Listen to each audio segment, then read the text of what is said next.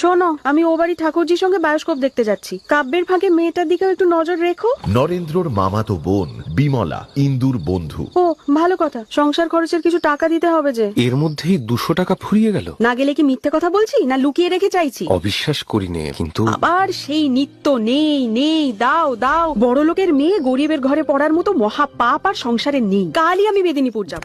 বিমলা উপুর হয়ে বই পড়ছিল। ও কি ঠাকুরজি, খবর পাওনি নাকি? পেয়েছি বই কি। তা প্রভুর হুকুম পাওনি বুঝি? না গো, দাসীর আর্জি এখনো পেশই করা হয়নি। সে চুলো জাগে ঠাকুরজি, কিন্তু নিজের মুখে নিজেকে দাসী বলে কবুল করতে কি একটু লজ্জা হয় না? তোমার ঠাকুরজি যে মুখ্য মেয়ে মানুষ বউ। ইন্দু মনে মনে অত্যন্ত বিরক্ত হলো। ও ভালো কথা ঠাকুরজি, কাল বাপের বাড়ি যাচ্ছি। না বউ, যেও না। কেন? কেন সে কি বুঝিয়ে বলতে হবে বউ? দাদা তোমাকে তার দুঃখ সুখের কোনো ভারী দেন না, তাকে টের পাও না স্বামীর ভালোবাসা হারাচ্ছ।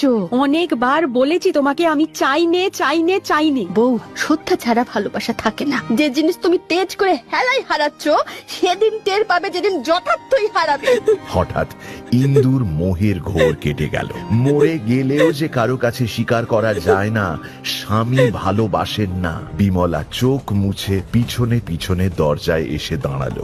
সে দেখলো ইন্দুমতি আস্তে আস্তে চোখের আড়াল হয়ে যাচ্ছে, আর মাটিতে তার সমস্ত দর্প চূর্ণ হয়ে ধুলোয় মিশে যাচ্ছে।